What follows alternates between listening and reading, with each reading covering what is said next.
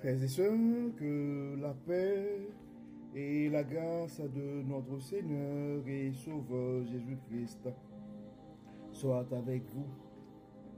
Ici est WH Redemption Ministries pour notre dévotion matinale pour ce vendredi 13 décembre 2024.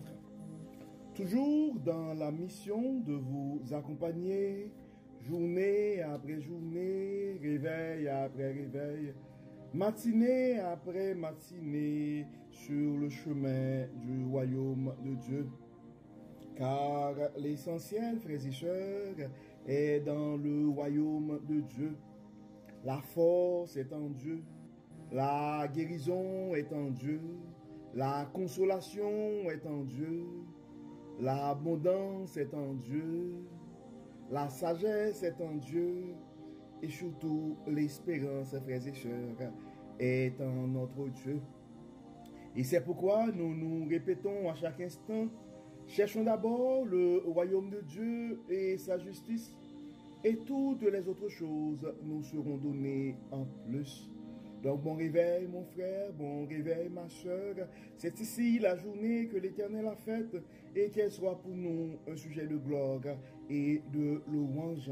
Donc, que le nom de l'Éternel soit béni ce matin, que son nom soit glorifié, que son nom soit exalté, car notre Dieu nous a fait du bien.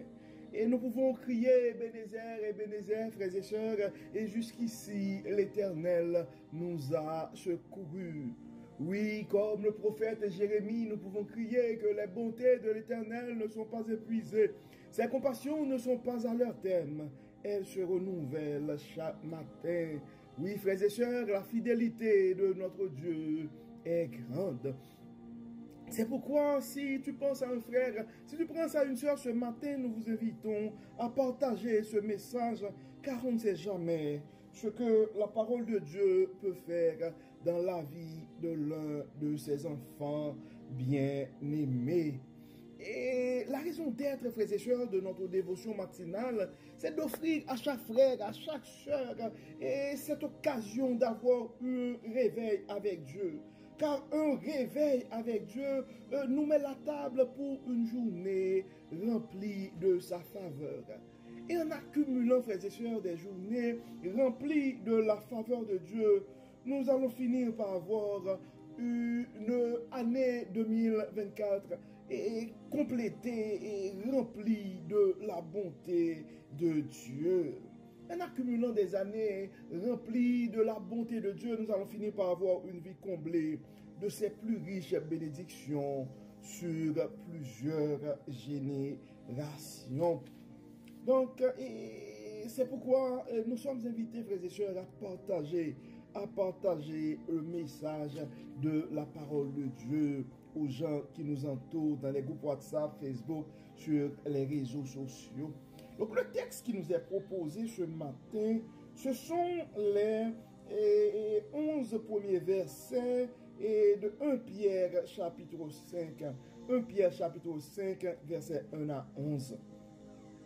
C'est pour cela que j'adresse quelques recommandations et à ceux parmi vous qui sont responsables de l'Église.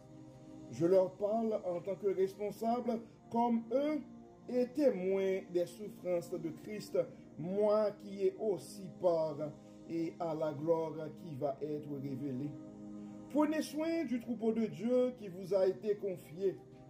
Faites-le non comme si vous y étiez contraints, mais par dévouement, comme Dieu le désire. Non pas pour de honteuses raisons financières, mais pour de plein gré. Et n'exercez pas un pouvoir autoritaire sur ceux qui ont été confiés à vous, mais soyez les modèles du troupeau. Alors, quand le berger en chef paraîtra, vous recevrez la couronne de gloire qui ne perdra jamais sa beauté.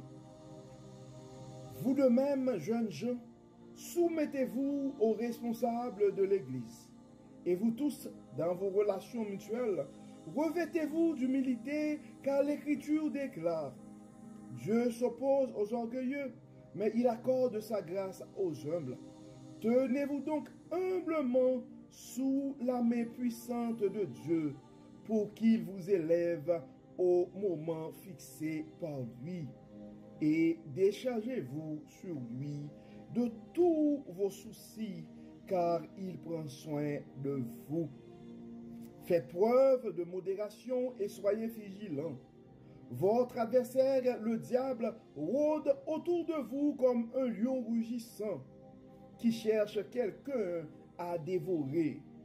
Résistez-lui en demeurant ferme dans votre foi, car vous savez que vos frères et sœurs dispersés à travers le monde connaissent les mêmes souffrances. Mais quand vous aurez souffert un peu de temps, Dieu, l'auteur de toute grâce, qui vous a appelé à connaître sa gloire éternelle dans l'union à Jésus-Christ, vous rétablira lui-même. Il vous affermira, vous fortifiera et vous rendra inébranlable. À lui appartient la puissance pour toujours. Amen. Frères et sœurs, nous venons de lire les 11 premiers versets que nous trouvons dans 1 Pierre chapitre 5. Et nous voyons que c'est un texte qui est quand même divisé en 3 parties. Du premier verset jusqu'au 4e verset, on voit ce sont des recommandations, des conseils pour les responsables de l'Église. Et dans le verset 5, en fait du verset 5 jusqu'au verset 7, ce sont en fait des conseils pour les jeunes gens, en fait pour les membres du corps du Christ, je pourrais dire en général. Et dans le verset 8 jusqu'au verset 11, ce sont des mots d'encouragement. Donc du premier verset jusqu'au 4e verset, les responsables de l'Église sont appelés à exercer un leadership sous forme de modèle. Donc ça les invite à vraiment se comporter en tant que bons bergers. Donc la parole les invite à s'occuper, à bien s'occuper du troupeau que Dieu leur a confié. Donc ça nous dit dans le verset 2, prenez soin du troupeau que Dieu vous a été confié. Faites-le comme si vous y étiez contraint, mais par dévouement comme Dieu le désire. Non pas pour de honteuses raisons financières, mais de plein gré. Et n'exercez pas un pouvoir autoritaire sur ceux qui ont été confiés à vos soins, mais soyez les modèles du troupeau. Alors le berger en chef paraîtra, vous recevrez la couronne de gloire qui ne perdra jamais sa bonté. Donc nous devons nous rappeler, frères et sœurs, que nous ne sommes pas dans le ministère pour des avantages financiers. Nous ne sommes pas dans le ministère pour manifester un pouvoir autoritaire sur les autres. Mais nous sommes là pour la gloire de Dieu, pour la couronne de gloire que Dieu nous réserve, la couronne qui ne perdra jamais sa beauté. Et du verset 5 au verset 7, nous voyons que c'est un texte, en fait, ces 3 versets appellent les membres du corps du Christ à se soumettre aux responsables et à cultiver l'humilité. Dans le verset 5, ça dit, vous de même, jeunes gens, soumettez-vous aux responsables de l'Église. Et vous tous, dans vos relations mutuelles, revêtez-vous d'humilité, car l'Écriture déclare, Dieu s'oppose aux orgueilleux, mais il accorde sa grâce aux humbles. Donc, cultivons l'humilité, frères et sœurs. Ne rentrons pas en rébellion pour un rien. Nous devons nous rappeler que les gens qui sont en position, eh bien, Dieu les a placés dans cette position pour une raison. Cela ne veut pas dire que ce sont des gens parfaits, mais ce sont des gens qui étaient quand même choisis par Dieu. Car nous voyons que Dieu, dans son pouvoir discrétionnaire, peut choisir qui il veut pour faire propager son évangile, pour travailler dans sa vigne. Donc ça dit, tenez-vous donc humblement sous la main puissante de Dieu pour qu'il vous élève au moment fixé par lui et déchargez-vous sur lui de tous vos soucis car il prend soin de vous. Nous devons nous rappeler, frères et sœurs, l'exemple du berger parfait, c'est notre Dieu. Donc c'est un Dieu qui s'occupe de ses enfants. Et ça nous invite aussi, nous ne devons pas cacher nos vulnérabilités. Nous pouvons être vulnérables à Dieu, lui présenter nos soucis. La parole nous dit, tenez donc humblement sous sa main, sous la main puissante de Dieu, pour qu'il vous élève au moment fixé par lui. Nous devons nous rappeler, c'est Dieu qui élève en dignité et autant marqué, Dieu va te relever, mon frère. Autant marqué, Dieu va te relever, ma soeur. Et Dieu nous invite à nous décharger sur lui tous nos soucis. Je ne sais pas c'est quoi tes soucis ce matin, mon frère. Je ne sais pas c'est quoi tes soucis ce matin, ma soeur. Mais dans sa bonté, le bon berger t'invite à être vulnérable. Présente à Dieu tes soucis ce matin. Et dans la troisième partie du texte, du verset 8 jusqu'au verset 11, ce sont des mots d'encouragement qui nous invitent à faire preuve de modération et d'être vigilants. Nous devons nous rappeler aussi que des fois, nous aurons à évoluer sur des terrains hostiles et nous devons être prudents et surtout faire confiance à Dieu. Donc l'humilité ne veut pas dire que nous devons être faibles. Donc la parole nous dit, et je vais lire pour vous, faites preuve de modération et soyez vigilants. Votre adversaire, le diable, rôde autour de vous comme un lion rugissant qui cherche quelqu'un à dévorer. Résistez-lui en demeurant ferme dans notre foi, car vous savez que vos frères et sœurs dispersés à travers le monde connaissent les mêmes souffrances. Mais quand vous aurez souffert un peu de temps, Dieu, l'auteur de toute grâce, qui vous a appelé à connaître sa gloire éternelle dans l'union à Jésus-Christ, vous rétablira lui-même.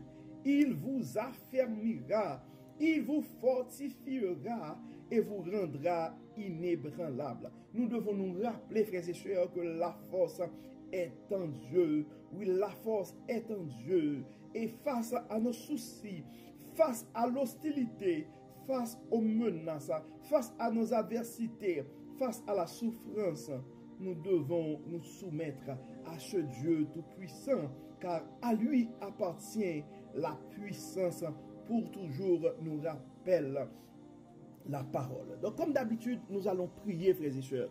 Nous allons prier et nous allons remercier Dieu de la manière et pour la manière qui n'arrête pas de nous révéler sa sagesse.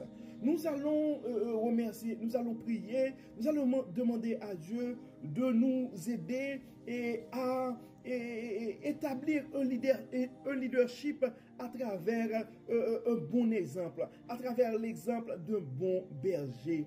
Nous allons demander à Dieu aussi de nous aider à cultiver l'humilité et à nous soumettre aux autorités.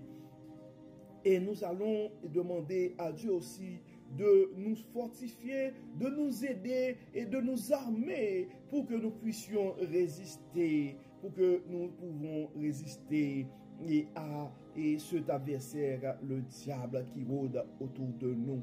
Donc prions le Seigneur.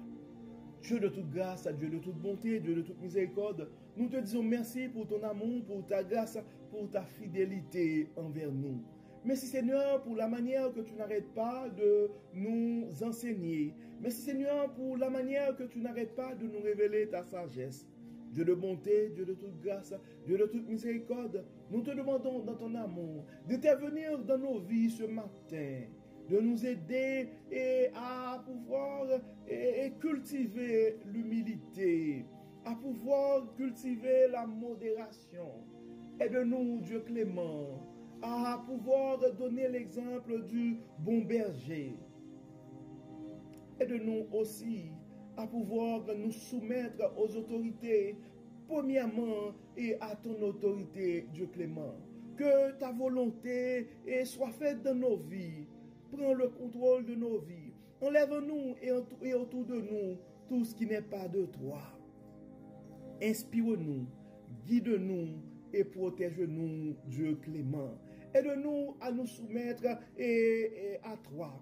Aide-nous, Dieu clément, à compter sur toi.